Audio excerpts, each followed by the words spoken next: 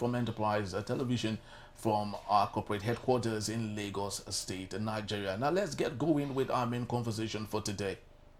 The People's Democratic Party (PDP) was thrown into fresh turmoil on Saturday as a faction loyal to acting national chairman Omar Damagum announced the expulsion of key party figures, including FCT Minister NYESOM WIKE, National Secretary Senator Samuel Anyanwu, and former Ekiti Governor Ayo Fayose, and several others. The move, carried out during the party's national convention in Ibadan, was initiated by PDP Elder Chief Bode George and supported by Bauchi State Governor Bala Muhammad. Very true. However, Governors Amadu Fintiri of Adamawa and Caleb Mutwang of Plateau immediately distanced themselves from the decision, even as angry delegates pulled down posters of governors absent from the convention. Despite ongoing internal crises and conflicting court rulings, the DAMAGUM-LED faction proceeded with the convention at the Lagos Salami Stadium at Damashingba, where several governors and prominent party leaders were present. So let's get talking. We still have Barrister Evans Sufeli. Thank you so very much, Barrister, for hanging on. Yeah, thank you very much. All right, so yes. Yeah, you wanted to say something? No, go ahead. All right, beautiful. So let's get talking on the just concluded convention by the PDP and the expulsion. Of course, the aide to the senior special advisor to NYESOM WIKE had said that that expulsion amounts to dated December in November. I do not know what that means, but that is more like a caricature of what they had going on in Ibadan. What's your say, actually? Nigerians had expected this for a very long time, but what's your take on this? I think the Alainka is playing the ostrich. He doesn't know what he's talking about. The persons who moved the motion, or the person who moved the motion for their expulsion and seconded and supported by the ESCOs, are persons who have authority to do so. How be it that they call this a faction of the PDP? Okay? How be they call it the faction of the PDP? Whatever it is, at the end of the day, the court will decide whether this faction have authority to do that. But the expulsion of the following members, the above, now PDP is taking action. It's important that they weed out the bad eggs, those who are embroiled with anti-party activities and pretending to be in the PP while they are actually the above spirit in the AP. Take, for example, WIKE. What is WIKE doing in PDP?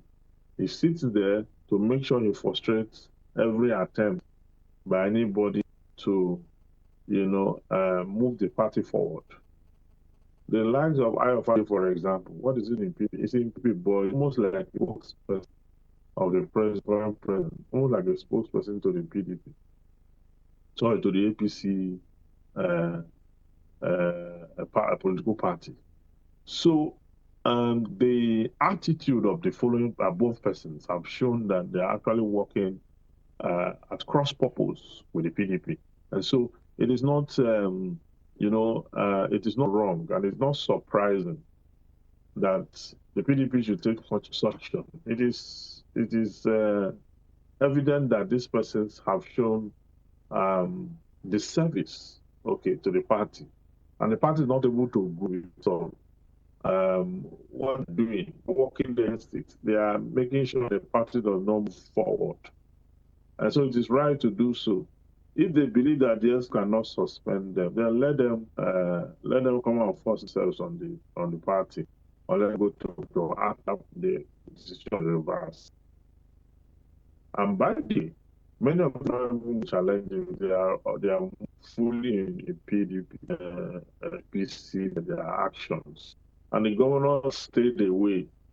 Those intentions, see signs in the world to the effect, but they have not been able to reach that conclusion also. So I do not want the PDP to have it that they were careless, they didn't guard the party, they didn't take the decision, they ought to take it earlier. But it's not a party to dialect, okay? So what they are doing now to rejig it, they still have governors, many governors, as much as possible. So they usually bring the party back to life by actions. Someone that many other actions in the field that will reduce, the bad eggs among them, so that party can move forward. Very well said. So, can a faction override national PDP rules? What can a faction override national PDP? What do you mean by national PDP rule? There's a part I think they are the new PDP. Okay, there are factions. I used to be three for we came down to two. Okay, so are you talking about the now working committee? Yes.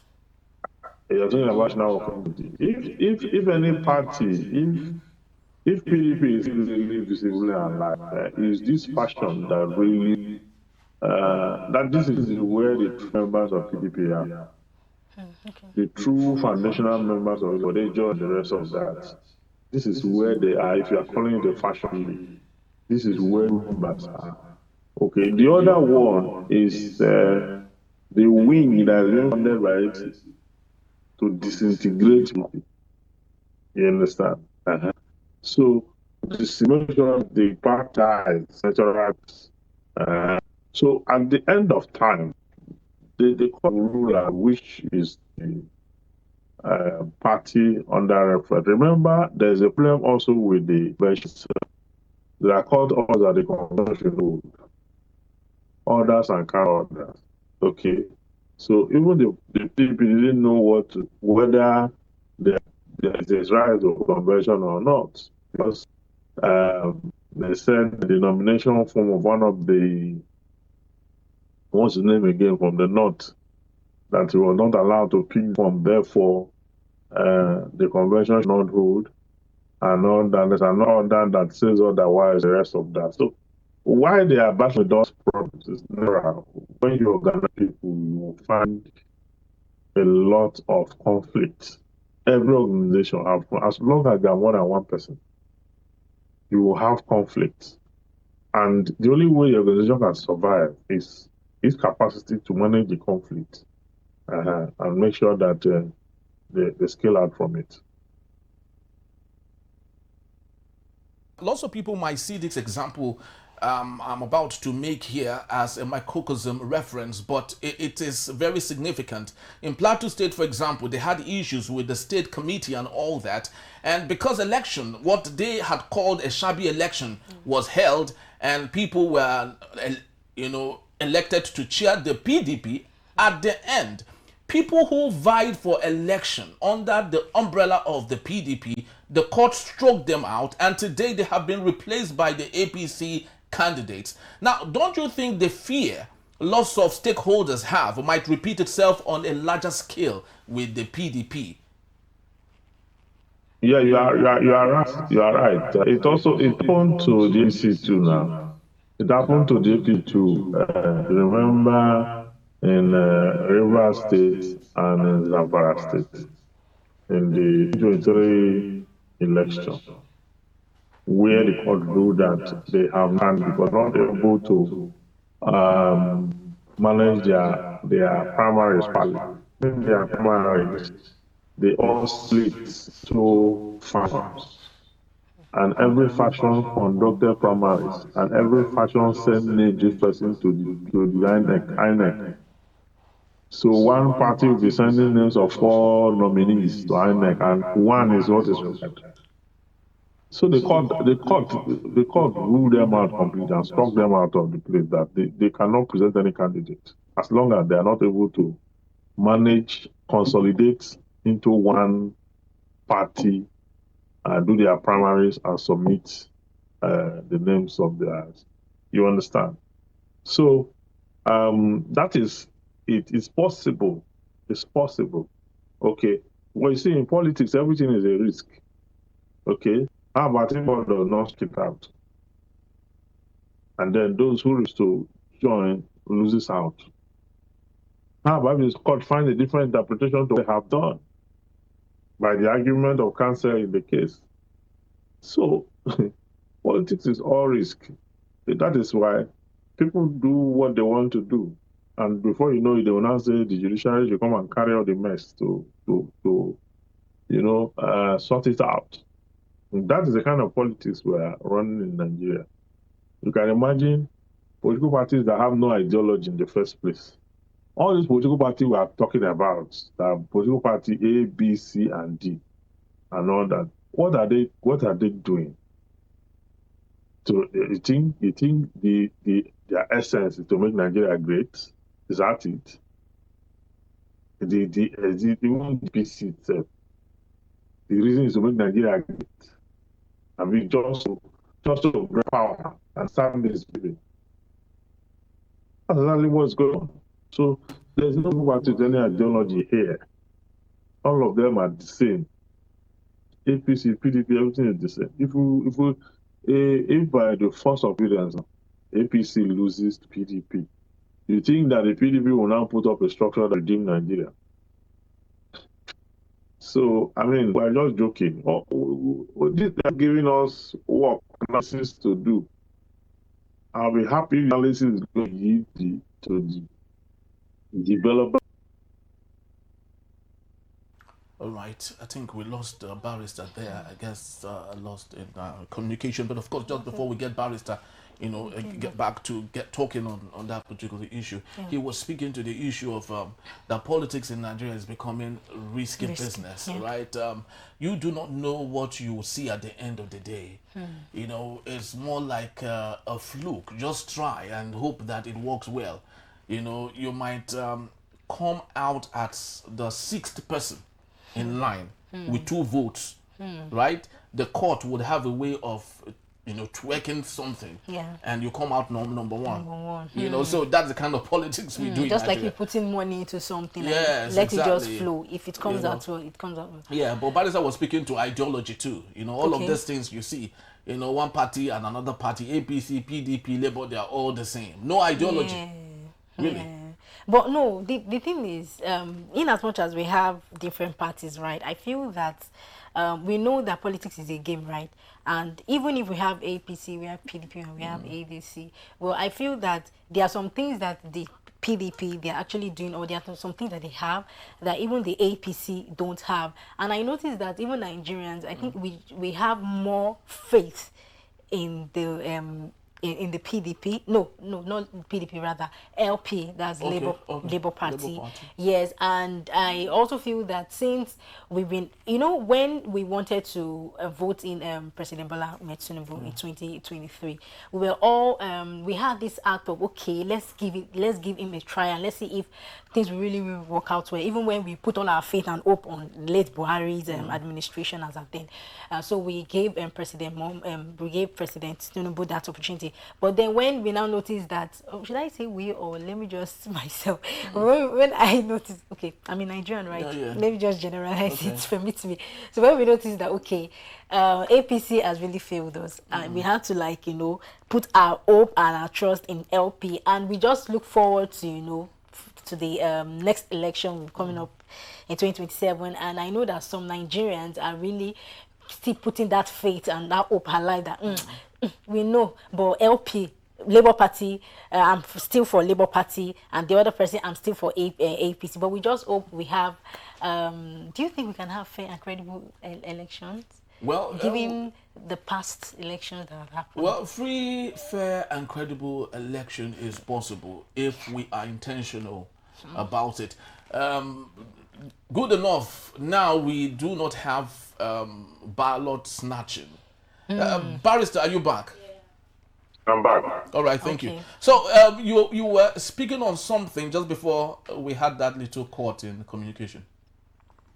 Yes, I was saying that the wranglings, all the wranglings within the political parties and all that, it's not targeted at even developing Nigeria in the first place. So it gives us a worry that we keep talking about things that are not even, they are just giving us work to do, analysis to make that does not translate to anything worthy. Okay, that's exactly what I was saying. All right, but I would love you to speak to me on this. Do you think that Nigeria should start maybe practicing person politics, that is individual politics, than party politics, since you rightly said that we do not have ideology with some of the parties that we have? Do you think we should maybe navigate to playing the one-on-one politics? Vote for me because it is me. Yes, Independent independent candidacy. candidacy. Vote for me because it's me, not because I am under one political party. Yeah. Well, independent candidacy would have worked too, except that if you throw it to independent candidacy, the number of persons that will come out maybe about half of the country. I know Nigeria, maybe half of the population now will not say they want to contest to be president, because something like independence candidacy, I think, is what is pulling P2B down backward, because the Nigerian constitution says before you can contest, you must be in a political party, and that political party must sponsor you. Okay. Now, by the passage of time and maybe by providence, we've come across one candidate, P2B, who we feel, or who many feel, will be able to redeem this whole country. But he cannot come out as an independent candidate. You understand? He has to go into LP with the kind of leadership in the Labour Party. The Labour Party have the worst leadership in the world. With all the opportunity it had, PDP having messed up, APC messing up.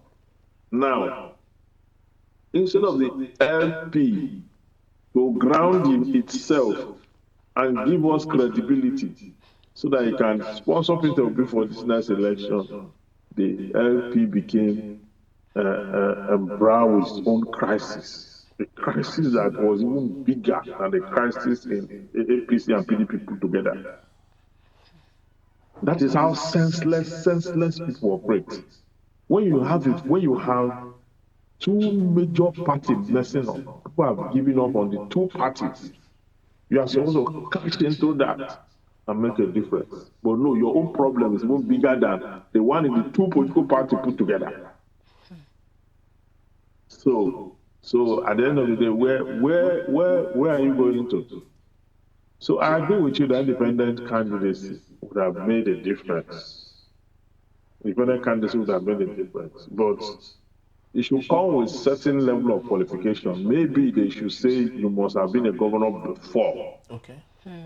Or you must have been a lawmaker before. They must put conditions. If you don't put conditions, half of the population will come out that they want to be president. You understand? So let it be that. Let some conditions be attached to it. All right, Barrister. Yes. Yes. Just before you conclude on that, I wanted to add to this so that you can round up on everything. We are 65 years today as a country, and we've had the 4 republics now. And the problem that you see with the APC and PDP has been there even with the first republic. So do you think we are still in that teething period as a country? If yes, how long more do we need to get it right, if it's even possible for us to get it right? At 65 years, you cannot be talking about teaching period at 65 years. It's long enough. I don't think we need more time to become what we should be. I just think we need to correct whatever we're about to correct now, immediately. Because it's not about, 65 years is a long time. You can say, okay, in this 65 years, you can minus the years that we had military incursion, which if you put it together, you have a number of years to deduct from 65. But whatever you have left that have been democracy, even the democracy from 1999 to date, it's a whole lot. Okay, it's a whole lot. It's enough. It's enough for us to push forward. But the kind of leaders we have has been the problem. The kind of leaders and the attitude of the average Nigerian. The attitude of the average Nigerian is very harsh, selfish, unwelcoming. Okay. People have little money. If you see their character, even people that have nothing, if you see their behavior and the rest of that. So these things impact on politics. There's no love in the country. There's no love. There's no genuine empathy in the country. So when you don't have that, no matter what you do, it will be rubbished by the component and attitude of the leaders of the country. When you don't have empathy, you have nothing. Because that is what it takes to really think about the next person. If what you have is selfishness, unfettered selfishness, you don't care about the other person, how he's feeling. That's why the local government chairman, for example, can carry all the money and embezzle it and will come and say he's sorry. That is why a governor will have his pay, his security votes, the resources of the state, and he will still want to take that to belong to local government and add to all he has. That's business. That is why a state House of Assembly member will take constituency allowance and put in his bank account and go and spend it. At the center, Senate, the House of Representatives, that is why they will take constituency allowance, take constituency project, take all the resources, go take the money and go and put it in a bank abroad, or buy houses all over the world and lock those houses up. Okay? That's what they don't need. Why? The citizens who are the direct beneficiaries of these funds are dying in their droves by insecurity, are dying by car accident because of bad road, are dying in the hospital because of no public health care and all whatnot. So, it is not more than what I have said. The word looks so simple, love. There's no love. It looks so simple, but that's the deepest, that's the real problem. If you have leaders that can think about the people, think about that they are representing society, they are representing a constituency, they are representing some person. If they think about it enough and look at the lifestyle of those people they are representing, vis-a-vis the resources that's supposed to be made available to them, then you will see changes if there's empathy. Unfortunately, empathy is not what is acquired with money. It is tied to your upbringing. It is tied to your moral standing. It is tied to your exposure to grace. And not many of these leaders have any of these qualities. So what you have left is just people who don't care about anybody, don't care about anything. So it's not more than that. In countries that are working, it is because there's empathy, there's responsibility. These leaders know their responsibility. They have vision. They are elected for a purpose. And when they get in there, they focus on the purpose. What is the essence of leadership if you don't have public health care?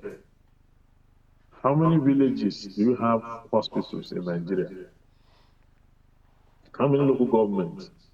The health center in my local government, the general hospital in my local government. If a woman wants to deliver, you want to give birth to a child, the child that is coming from God. When you arrive at the hospital, they will ask you to go and buy candles. It's candles that you will use in that hospital in Kwale to give birth to children that are coming into this world for the first time. They've never been here before. And you don't have empathy for them, that at least they should come into brightness. It's candle that you will light for the woman to use to give birth. You see why God will not forgive some people? because it takes record. It takes record of what is going on. Yeah. So when you are born with candle, tell me how far you can go as a child that is born with candle. How far can that child go? And if that is not enough, the same child, when he grows up, will be enrolled in a primary school where we'll be sitting on the floor to learn. From there, he will become whatsoever it is. The child's life can be damaged on the process. So that's the kind of leaders that will take Nigeria out of where Nigeria is. You can't do that. You can't. The child cannot go far because from beginning, what is going into it's already dysfunctionality. Dysfunctionality. So it's really, really disturbing when you find things like that. And then you want to now endorse those leaders. They are the ones that win elections. They are the ones that win every second elections and repeatedly. They are not able to do what the basic resources they are supposed to provide for their constituency, they cannot provide it.